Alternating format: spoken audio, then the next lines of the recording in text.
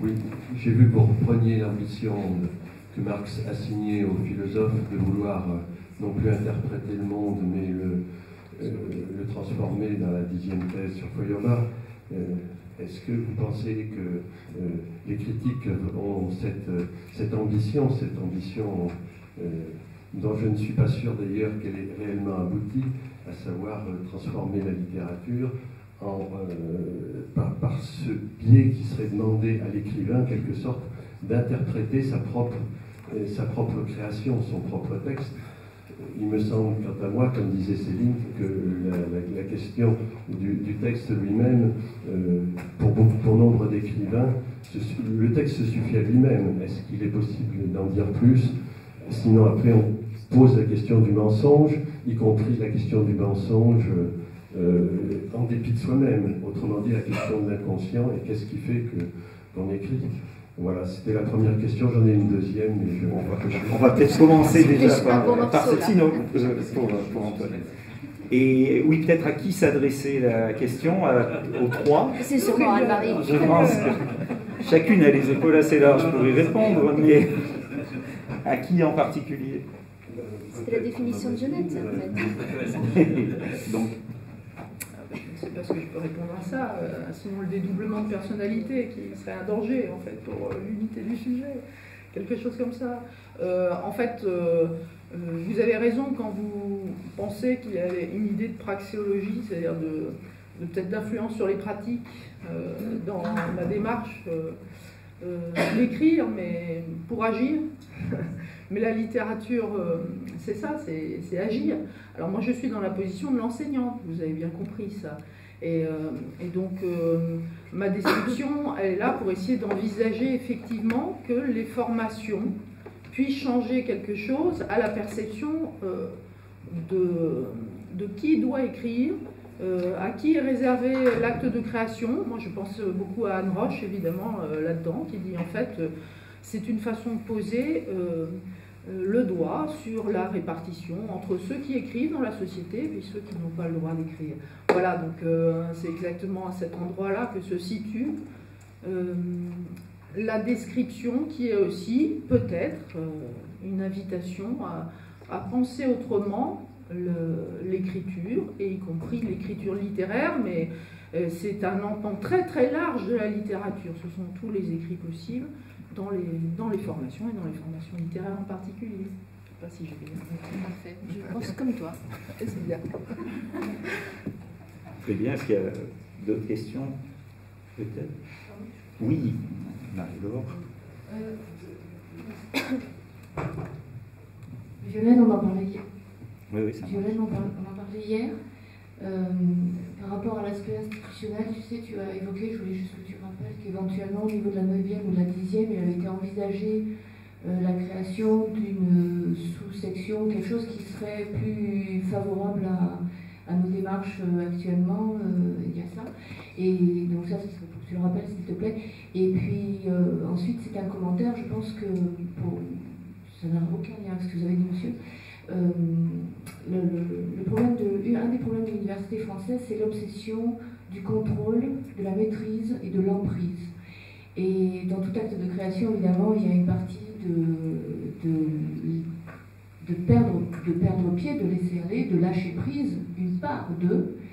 Et c'est là-dessus, je pense, qu'il faut qu'on arrive à rassurer l'institution, parce que ça, c'est inentendable, je pense, par nos institutions en France. C'est prendre ce risque de la déprise. Donc voilà, c'est juste qu'on se compte et on parle entre nous. Je profite pour dire ça. Alors, pour ce qui est de la mention, je pense que c'est Lionel qui serait le mieux placé pour en parler, puisque si j'ai bien compris, Lionel, mais tu nous préciseras, il y a eu donc l'acceptation que dans les rubriques, dans les catégories de master, il y ait cette mention de création qui a été finalement acceptée par le ministère. En revanche, elle n'existe pas au niveau des doctorats, si j'ai bien compris. Doctorat, ça veut dire qu'il y a la 9e section qui essaye de la littérature. Mais voilà, je préfère que ce soit Lionel qui précise les choses. Oui, c'est tout à fait ça. En fait, il y a 2 ans, ceux qui exercent à l'université notre ministre a décidé de procéder à une sorte d'éradication de 90% des mentions de diplôme, déstructurant de manière, bon, on n'est pas dans une discours politique, mais bon, on est passé de 2000 mentions de spécialité de diplôme à son objectif était 30 ou 40. Finalement, il y en a plus aujourd'hui, une centaine, je pense. Et donc, à ce moment-là, évidemment, nous étions en train de nous former comme, je ne sais pas si on peut dire spécialité, mais enfin, on veut être visible et reconnu comme étant distinct d'autres diplômes comme lettres, par exemple, etc. Et donc, on était plusieurs à se mobiliser pour, presque tout le monde ici d'ailleurs, pour faire reconnaître la mention création littéraire dans la nomenclature des diplômes, puisque c'est comme ça que ça s'appelle. Et du coup, c'est devenu une spécialité nationale, reconnue par le ministère, un peu contre toute attente, parce que je veux dire, il y a bien des spécialités qui ont une plus longue histoire que la nôtre, et même une assise un peu plus large, qui ont disparu dans ce grand mouvement de suppression des spécialités. Donc vraiment, c'était un signe très très positif. L'autre chose qui est plus officieuse, à mon avis, que je dis comme ça, sous réserve que ce soit vraiment juste, c'est que par le précédent CNU, donc Conseil national des universités, qui est comment dire, le gardien des spécialités disciplinaires en France, pour le meilleur et pour le pire, hein, d'ailleurs,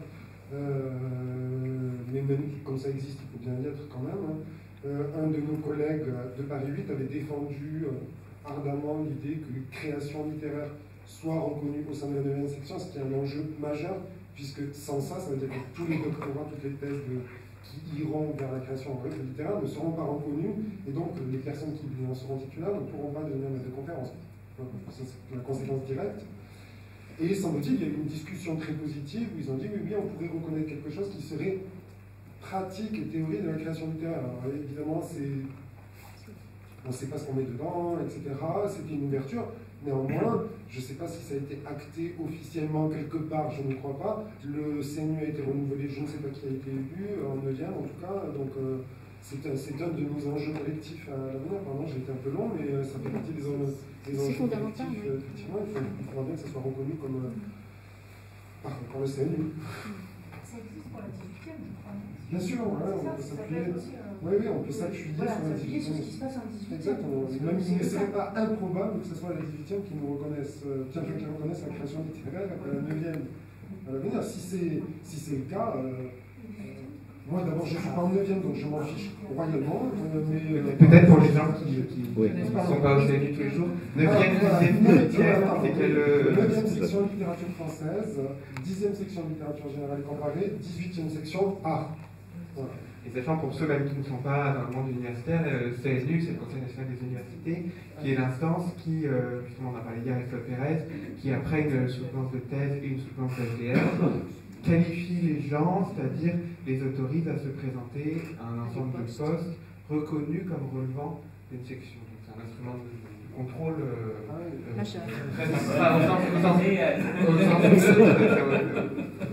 de contrôle et par ailleurs de contrôle également. Et Jérôme qui avait une question. Juste parce que Laura, vous êtes, on l'a compris, vous êtes passé par un cursus dans des écoles d'art, puis après par l'université, et vous évoquiez des distinctions en termes pédagogiques intéressantes qui mériteraient peut-être d'être précisées ou évoquées de nouveau, peut-être. Oui, enfin, c'est juste que j'ai été agréablement surprise et en fait, je ne m'étais jamais rendu compte de ça et ça a été très important pour moi. Ça m'a donné envie peut-être même d'enseigner. Et juste que le mode de parole et comment on fait passer quelque chose est très important. Et j'ai adoré les beaux-arts, vraiment. Et voilà. Mais c'est vrai que les beaux-arts, ça a plus été une lutte pour s'imposer et pour... Voilà, ce que j'ai dit, quoi. Et vous avez adoré aussi Paris 8. Oui. Je pense qu'après, je vais aller au Havre, en fait, pour du coup faire la jonction. Voilà. Oui, moi, je ne suis pas à l'université, je suis artiste et je voudrais revenir à ce que vous avez dit. Je trouve ça très important sur le fait que est-ce qu'il est possible de se déprendre ou du lâcher prise, parce qu'on tourne toujours du côté de la question administrative. Et je pense qu'elle part déjà des artistes eux-mêmes et des enseignants eux-mêmes, c'est-à-dire la volonté absolue de tout contrôler. Dans les écoles d'art, c'est comme ça. Et je pense que ces derniers temps, c'est bizarrement l'administration qui serait plus à pousser pour, depuis qu'il y a eu toutes ces réformes, à pousser pour que, par exemple dans mon mémoire, des choses puissent se réfléchir autrement que d'une façon très académique ou très contrôlée. J'étais étonnée tout à l'heure dans ce que j'ai entendu. Il y avait des choses très très bien et la conférence s'est terminée, l'intervention par est-ce qu'il pourrait y avoir un schéma unique? Puis on se retrouve avec un schéma au tableau et tout le monde prend des notes. Et en fait, moi, ça m'angoisse complètement. C'est-à-dire, effectivement, la question de s'inventer autrement, de réfléchir autrement, de faire et défaire les frontières, je pense que ça passe par un travail inexorable, déceptif, de lâcher son autorité pour littéralement inventer une autre forme d'imaginaire. Oui, je pense que Anne-Marie va avoir des choses à répondre. Peut-être pour mettre ça en perspective, je crois qu'effectivement, il y a cette question du lâcher-prise des institutions, des enseignants, des étudiants aussi, et puis de tout le monde. Enfin, je veux dire, des gens qui... Voilà, il y a effectivement une mise en question, et je pense que c'est aussi une mise en cause de nos représentations de la littérature, et c'est sûr que si on aborde le travail qu'on fait là avec une représentation a priori de la littérature, ça va être très difficile de la faire bouger puisqu'elle est a priori. Et peut-être la deuxième chose, c'est qu'effectivement votre réaction à l'égard du schéma, elle est au cœur de ce qu'on fait là depuis hier, c'est-à-dire l'articulation entre la recherche et la création. Et c'est vrai que quand on voit des schémas pour la création, ça fait un peu peur, mais en même temps, la recherche avance avec ça. Et c'est pour ça aussi que la recherche est créative, c'est-à-dire qu'on a besoin de ces moments d'étape, d'un schéma, et peut-être ce qui se passe, c'est que le chercheur est beaucoup plus à même de savoir que le schéma, ça ne vaut rien. C'est-à-dire qu'il n'est là que pour être remis en question et pour permettre d'avancer vers un autre schéma. Mais en même temps, voilà, le travail du chercheur, c'est aussi de rendre compte des choses. Mais je pense que Anne-Marie dira ça autrement et peut-être de façon plus précise. Non, c'était très, très juste ce que tu as dit, Jean-Marc. Juste, la question, c'est de savoir, lâcher prise, et on a entendu beaucoup lâcher prise hier, lâcher prise ou légitimation, et du coup, il faut aller plus vers ce que l'on reconnaît de manière normative dans le cadre universitaire français. Voilà, la question, elle est vraiment là. Et bon, moi, j'ai toujours ce regard de comparaison avec l'étranger. La question de la légitimation n'existe plus aux États-Unis. Voilà, on peut lâcher prise, mais en France, on ne peut pas encore lâcher prise. Il faut donner le crédit à la recherche-création. Et le fait d'en passer, peut-être temporairement, mais par ces schémas qui vous paraissent peut-être un peu universito-pédago mal pensés, je ne sais pas, mais j'ai essayé de le penser quand même, je vous l'ai dit, hein, comme un jeu de taquin avec des cases blanches où il s'agit de jouer ensemble, quoi. École d'art et université jouant ensemble, à essayer de voir quels sont les critères fondateurs d'une démarche qui serait d'enseignement de la création ou de l'écriture créative. Voilà, dans les formations. Là, on en est encore en France à essayer de donner le crédit à cette affaire-là, et je pense vraiment qu'il ne suffit pas, c'est très très intéressant hein, de se présenter avec une thèse double ou deux travaux, un travail fictionnel d'un côté puis un travail universitaire de l'autre, mais il y a peut-être aussi à essayer de théoriser cette recherche-création qui est née au Canada et qui a, je pense, vraiment une portée scientifique. Non, mais je ne voulais pas du tout vous critiquer, mais juste parce que je n'ai pas bien fait ou mal fait. Ce que je voulais tenter de dire, c'est que vous avez dit plein de choses intéressantes. Ce qui aurait été bien, ça aurait été de nous laisser avec notre peur à la fin. Ah non, moi je suis pas d'accord. Non, mais je pense que de ce que tu... Enfin, moi je trouve qu'on est là où on est, et parmi nous il y a des universitaires, parmi nous il y a des artistes, il y en a qui font 2, 3, 4, 5 choses mélangées, etc. Mais on est, enfin à mon sens, hein, ce que je vous dis est subjectif, hein, on est là où on est. Et là où on est, effectivement, on doit passer sous ces fourches codines, mais en même temps, c'est peut-être parce que par ailleurs, moi je suis animatrice et la notion d'écrire avec, mais aussi écrire contre quelque chose m'intéresse, donc cette idée de contrainte. Après tout, c'est chiant. Mais on peut aussi en faire autre chose, c'est-à-dire cette contrainte qui nous pèse, mais qui est celle qui nous a faite aussi et qui fait ce qu'on est aujourd'hui, c'est-à-dire certains d'entre nous normés ou je ne sais pas, enfin, voilà, on est là où on est, et je n'essaye pas de défendre ma copine, hein. Je dis juste que moi je suis aussi tout le temps perturbée par ces questions-là. Et je me dis, ben voilà, c'est là où on est. Et là où on est obligé, enfin il me semble, qu'on essaye de faire avec cette réalité-là. Et ça, à mon sens, c'est aussi un travail d'artiste.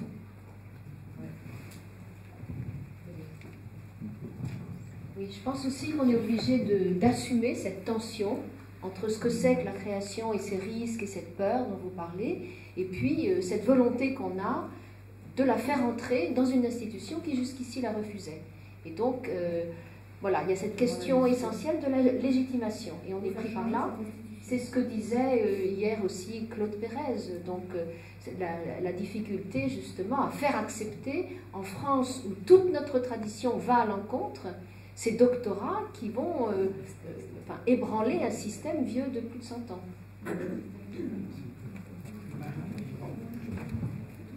C'est une petite question à la fois très pratique et très terre à terre, mais qui en même temps peut être moins terre à terre que vous parlez, je pense.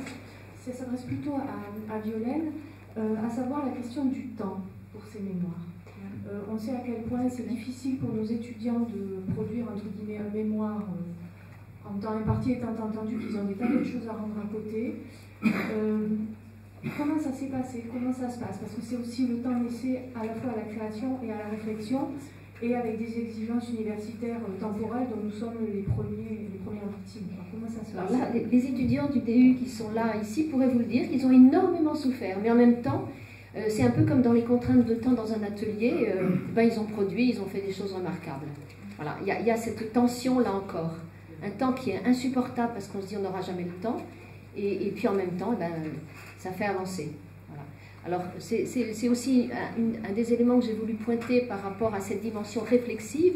Là, je pense qu'il y a un réel problème, la possibilité de tout de suite réfléchir à ce qu'on a fait. C'est pour ça que je trouve que ce volet réflexif a ses limites, précisément à cause de ces contraintes de temps. Alors, sur les 2 ans. Comment? Sur les 2 ans du master. Oui. Peut-être prendre 2 dernières interventions. Oui, 2 dernières.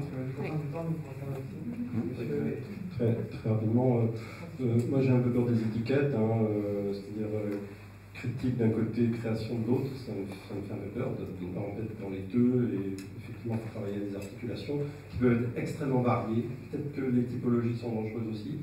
La deuxième chose, je voudrais donner 2 exemples. Le passé n'est pas, et apprend aussi beaucoup de choses.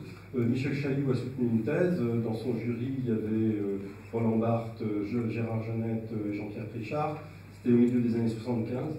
Ça a donné le sentiment géographique, un livre très, très étonnant. C'est ça sa thèse. Il aurait lu que la première page de l'Astrée, c'est assez étonnant. Enfin bon, pour un thésard, c'était Michel. Alors on me répond toujours, mais c'était Michel Chailloux. Oui, mais faut lire le rapport de thèse de Genette, d'ailleurs, qui est très très négatif, très intéressant à lire. Bon, mais d'un autre côté, on a Michel Butor qui a toujours été sur les bords, jamais intégré dans l'université française. Mais Chailloux a enseigné en IUT, il était maître de conf. C'est-à-dire qu'il y a des expériences anciennes qui sont très intéressantes, qu'il faut quand même observer. Tout n'est pas... C'est-à-dire, le nouveau, moi j'ai très peur quand même que dans le nouveau, il s'académise très vite. Il est même déjà un peu académisé. J'ai un peu peur que ces espèces de visées de reconnaissance par le CNU... moi, là où je suis, j'ai aucune étiquette d'écriture créative, etc. Mais je fais ça avec 40 étudiants en méthodologie de la recherche. Avec 40 étudiants. Avec 40 étudiants. Oui, 40, je rappelle, je travaille avec 40 étudiants. Et voilà, le fait de légitimer l'atelier rend les choses peut-être un peu plus confortables. C'est absolument héroïque de faire un atelier d'écriture à 40. Non, il n'y a pas d'héroïsme. Parce que le travail collaboratif, tout ça, c'est génial, on fait plein de choses. Non, c'est pas non, mais par contre, moi je pense qu'on peut. Il y a des transformations. Je crois qu'on a compris sans que s'institue. On a compris l'esprit de la question. Qui veut répondre? Non, mais juste rappeler que c'est ce que je voulais dire aussi en faisant allusion à la thèse que va soutenir samedi Charles Coustille. Précisément, c'est ça qu'il analyse de manière passionnante. Toutes ces thèses d'écrivains qui existent depuis le début du siècle et comment il y a eu une évolution. Et en effet, ça transforme les choses de l'intérieur, ça. C'est évident. Hein, tout ne va pas se changer aujourd'hui, c'est clair. Mais à partir du moment où il y a institutionnalisation, on va quand même plus loin. Et il ne faut pas oublier l'objectif, qui est quand même d'autoriser les gens à écrire, ce que disait tout à l'heure Anne-Marie. Voilà. Lionel, bonjour. Moi, je vais revenir sur votre intervention, avec laquelle j'étais assez d'accord, en fait, par rapport à cette espèce de modèle, de modèle schématique pour comprendre les mécanismes de la création. Et hier, j'avais été un peu perturbé par l'intervention qui analysait par le biais de la science de la psychologie cognitive ce genre de mécanisme. On en avait parlé avec Jean-Marc un petit peu. Et dans le RER en rentrant à Paris. Et puis ensuite vous avez rebondi. Et la réponse que vous avez apportée, c'est que finalement, on se retrouve, il y a eu deux réponses du coup. Il y a une première réponse, on se retrouve avec une proposition de jeu. Vous avez parlé de contraintes, vous parlez de jeu, et une proposition de jeu entre deux institutions. Et vous-même, vous disiez que c'était assez nouveau, et pas dans la tradition de proposer cet échange entre ces deux institutions et de proposer ça. Et juste, j'aimerais que, peut-être un mini-développement sur la question du jeu. Qu'est-ce que ça veut dire, du coup, de ne pas être sous une contrainte, mais plutôt de jouer un jeu d'interaction entre deux institutions. Qu'est-ce que ça peut vouloir dire? C'est une notion qui m'intéresse dans ma pratique, en fait. Je sais pas tout et c'est au niveau de savoir-faire. Le jeu, c'était le. Vous faites allusion. À quoi est-ce que vous faites allusion? Le jeu de taquin? Le jeu. Voilà. Comment, à partir de ce schéma créatif, on résout la question en proposant de jouer. Voilà. Merci. Alors vas-y. Les beaux-arts, Vraiment un tout petit mot. Vous savez ce que c'est que le jeu de taquin? Tout le monde sait ce que c'est que le jeu de taquin? Ce sont ces petites mosaïques qu'on déplace pour recomposer une image. Et en fait, il y a une case vide. Il faut qu'il y ait de la case vide pour pouvoir recomposer l'image. Je ne recommence pas l'explication du jeu de taquin. Jouer au jeu de taquin, c'est beaucoup mieux que jouer au Candy Crush. Mais en fait, l'image qui était employée, c'est de dire il faut la case blanche.